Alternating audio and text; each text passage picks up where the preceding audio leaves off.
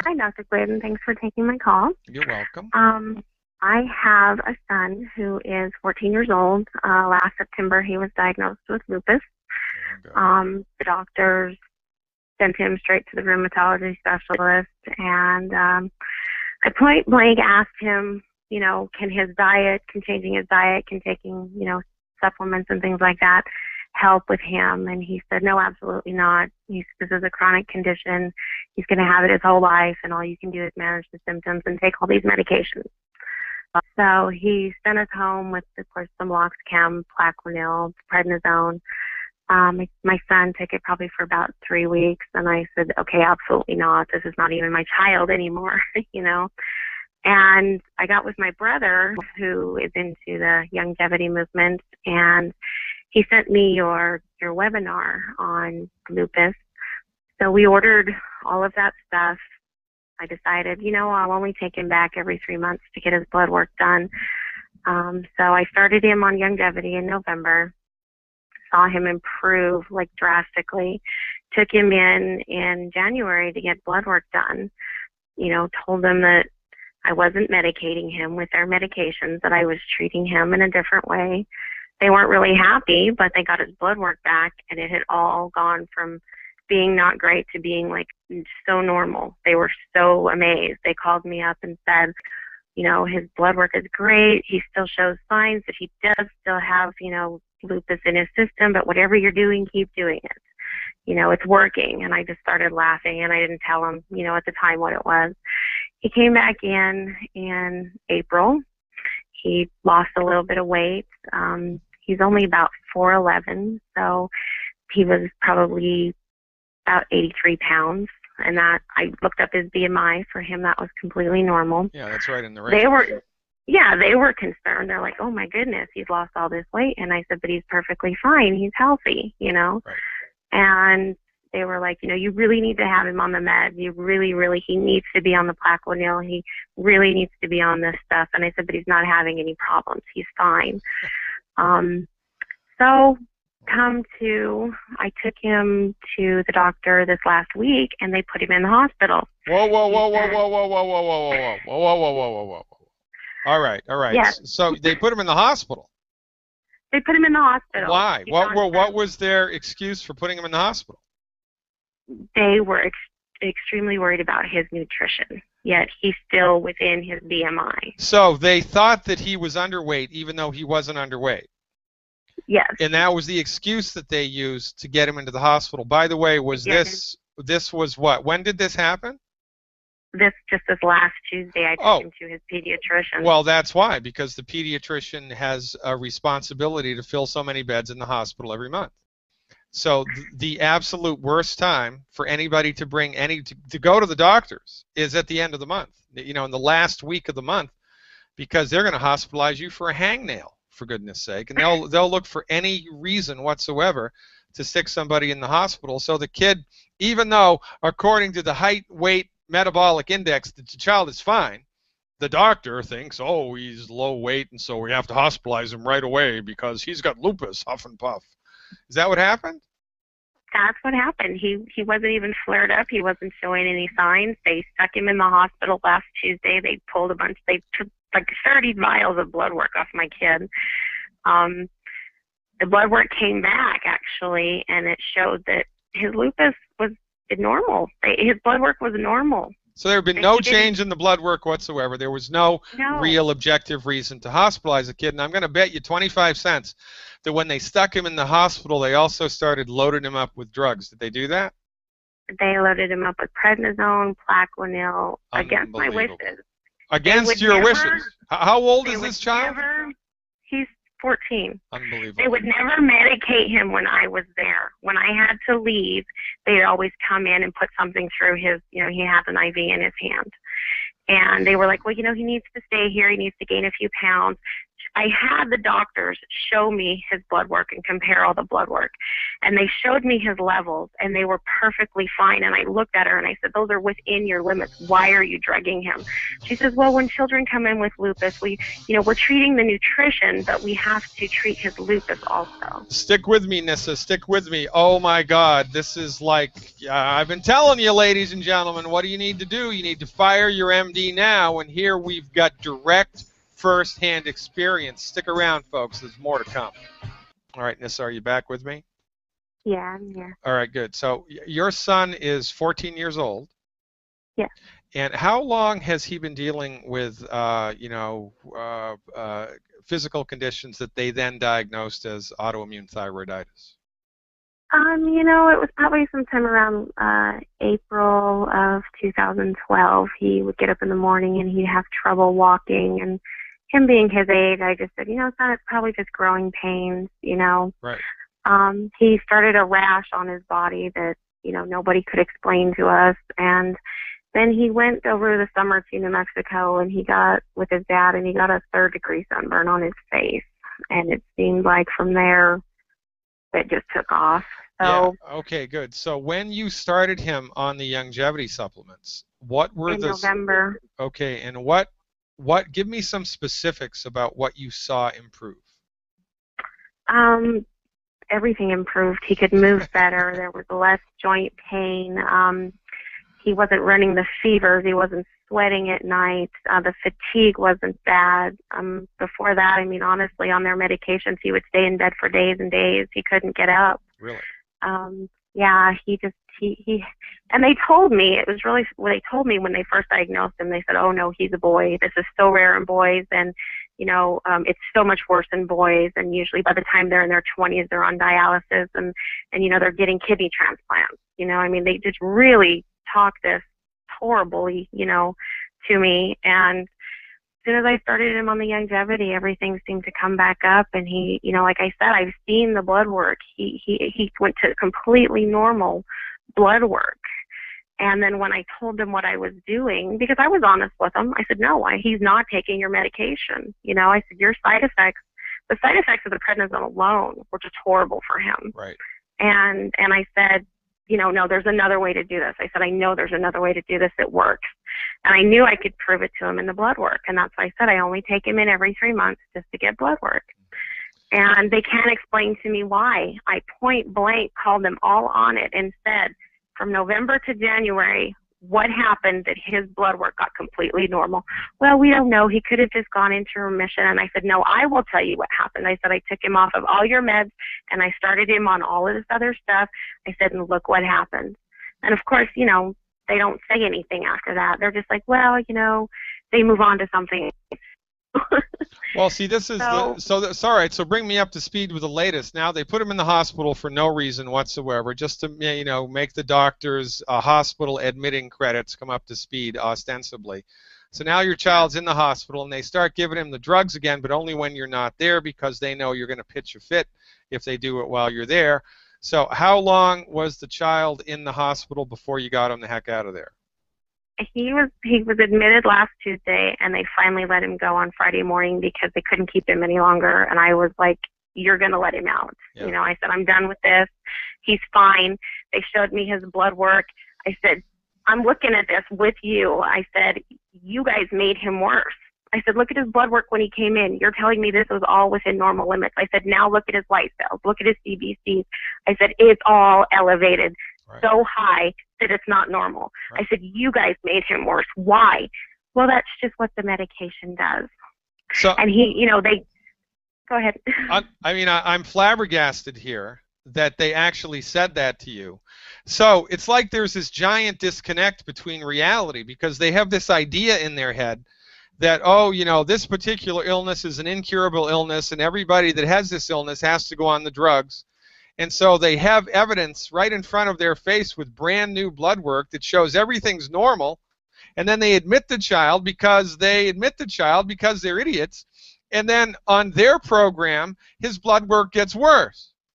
And then exactly. You show that to them and bring it to their attention, and they say, oh, well, that's just how it is, dearie. We know what's best. You don't know what's best.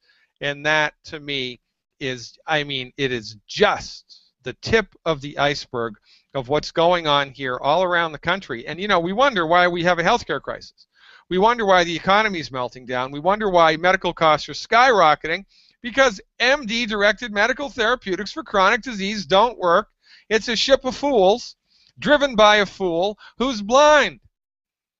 And I got to tell you, man, Nisa, my heart goes right out to you. And this is, you know, this is such a poignant story because it is so, I mean, this is just last week that all of this stuff happened, right? Just last week.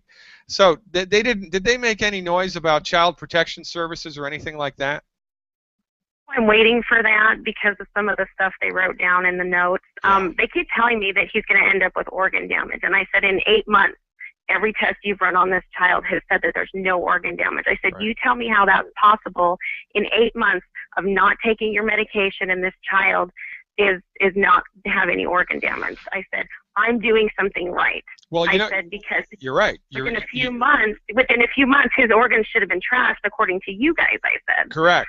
And so they move the goalposts all the time because they're full of crap. They are 100% full of crap. And, you know, and then the thing that's flabbergasting to me is, you know, it takes a little bit of smarts to be able to make it through medical school. They don't just let anybody into medical school, number one. And number two, you know, it's not a difficult thing to do, but, you know, you have to apply yourself and think, and, you know, you have to get through the coursework. And so people who are licensed physicians, they're not stupid, right? They're educated and they're smart. And yet, even though they're educated and they're smart, they have evidence directly in front of their face that goes contrary to what they've been taught, and they overlook it. It's like their eyes glass over, they don't see it at all. And this, I think... No, they won't even listen. No, they won't even listen. And this is, you know what this is like, Nissa? This is like trying to tell somebody who's in the Ku Klux Klan that African Americans are really people and they're not animals.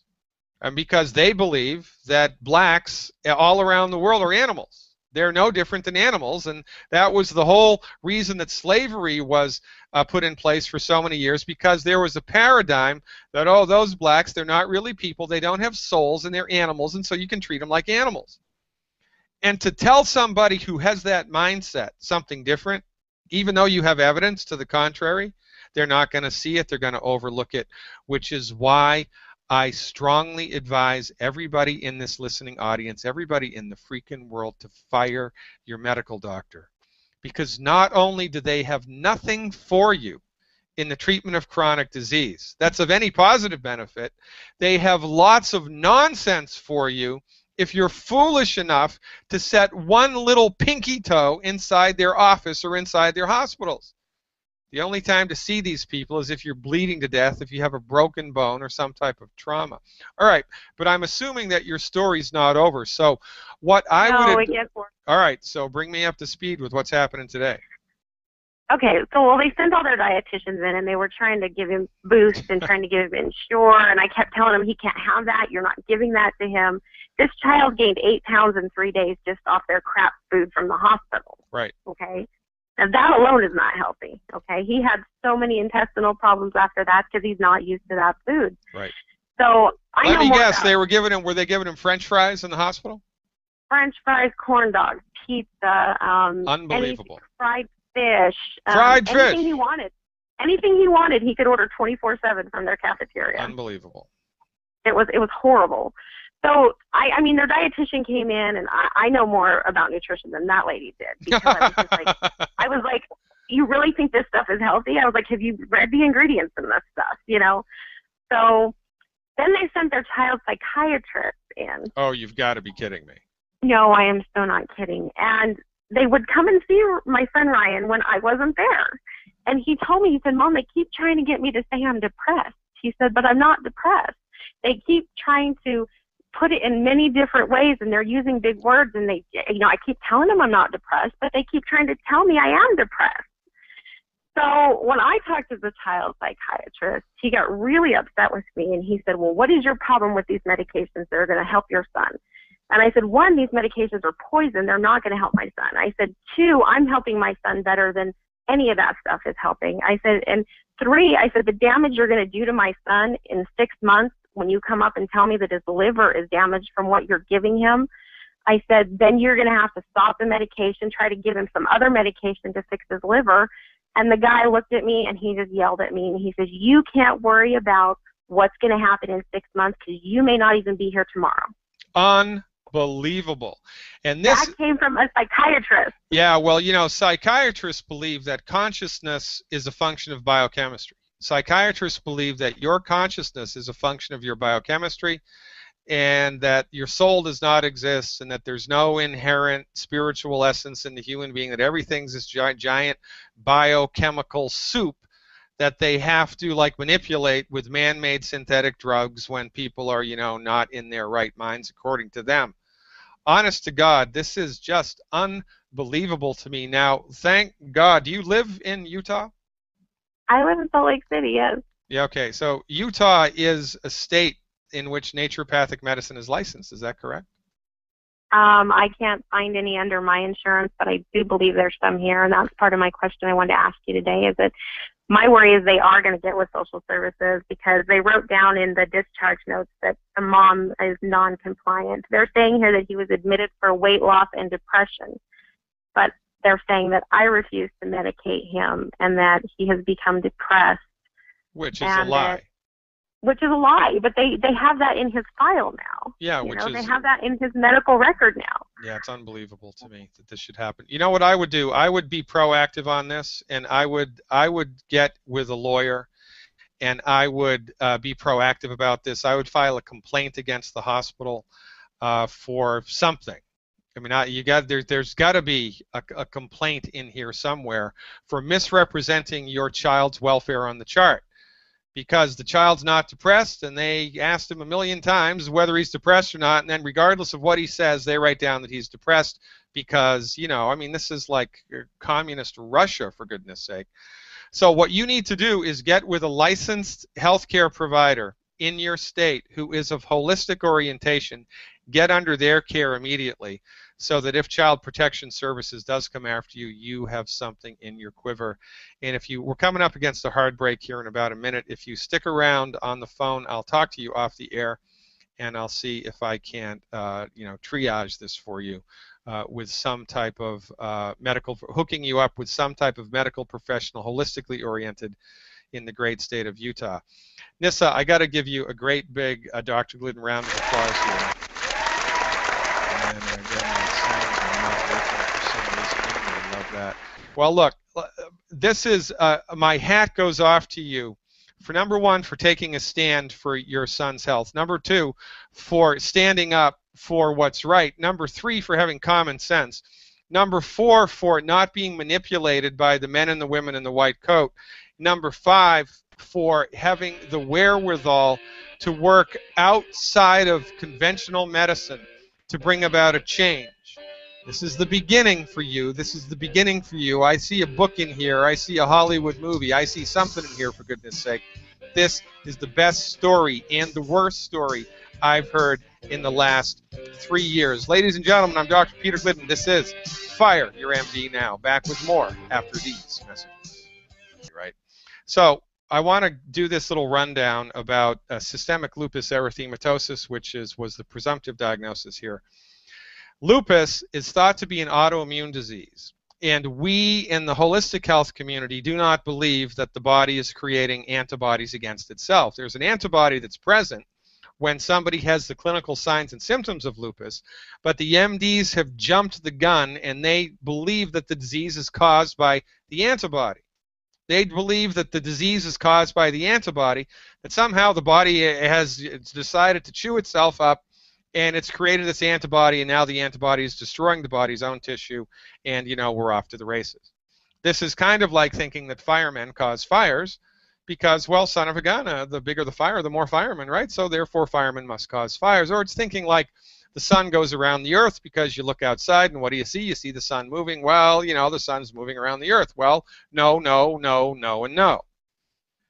And because MDs are intellectually cowardly, nobody ever questions what they were taught in medical school. So one medical doctor years ago in some research facility somewhere determines that the antibody found present in systemic lupus erythematosus is the causative factor of the illness. He doesn't supply any evidence to support that supposition, and then all the MDs fall in line and lockstep behind him, and nobody questions it because they're all idiots. Well, they're not idiots, but they're cowards. They're intellectual cowards, and they make stuff up as they go along. They move the goalpost, as you just heard. I mean, this is an unbelievably poignant story, especially coming today on the heels of Clint Miller's death. So, what happens from our point of view, from the correct point of view? Now, remember, this hasn't been documented and proven beyond a statistical uncertainty, because the naturopathic profession doesn't get tens of millions of dollars to do medical research. Only the drug companies get that. But, we have common sense, and we have street smarts, and we have clinical experience, and we know what we know, and we apply what we know, and we see what the heck happens, and here's what we think happens. There's a chronic low-grade inflammatory process happening 24/7 in some people's bodies. Well, in most people's bodies. But in some people, it really gets legs. So Nissa's son was eating all the wrong food all the time, didn't know it, was born with a nutritional deficiency because Nissa's obstetrician had no idea about medical nutrition, had no idea about the 90 essential nutrients. So she trusted the wrong people.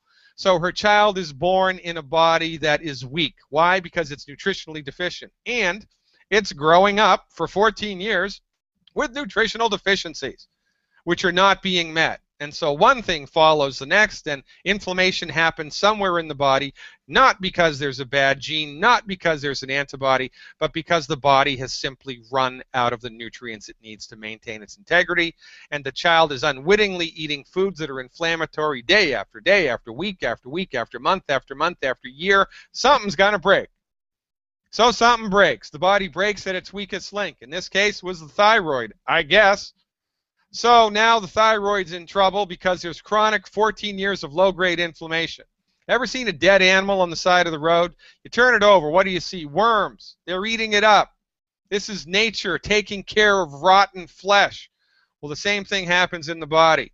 When there's a chronic inflammatory process in the body for decades, the body has dead and diseased tissue that it tries to get rid of. And how the heck does it do that? By creating an antibody. The antibody is ostensibly chewing up the dead tissue that was caused by the chronic inflammation, but the MDs come late to the party. They only see the inflammation that's present now and the presence of the antibody, and because they're stupid, pig-headed, blinders on, I only believe what Pfizer Pharmaceutical tells them, they make the wrong determination. It's the chronic inflammation that causes the presence of the antibody. The antibody is present because of the disease. The antibody is not causing it. So what do we do in a situation like this? Number one, eliminate the 10 bad foods. Number two, one anti-aging healthy start pack for 100 pounds of body weight per month. Number three, one bottle of selenium per 50 pounds of body weight per month. One bottle of minerals a month. One bottle of extra calcium a month, liquid Osteo FX Plus, and a diet that's high in antioxidants. Triple Treat chocolate sounds like a good idea for me. And to manage joint pain, CM cream topically, that's what we do to support the body's ability to optimize its function. If you're not angry, you're not paying attention. I'll be taking more calls when we come back in the second hour.